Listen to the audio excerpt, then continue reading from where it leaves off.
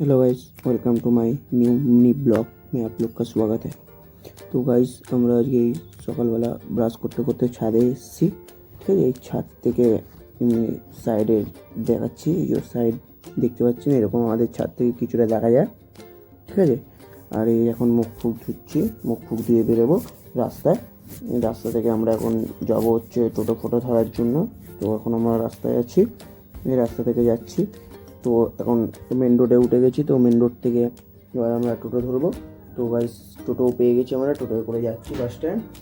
এই bus stand থেকে হচ্ছে আমরা বাস ধরবো। তো গাইস ওই যে আমাদের বাস এসে গেছে, 3 নম্বর বাস।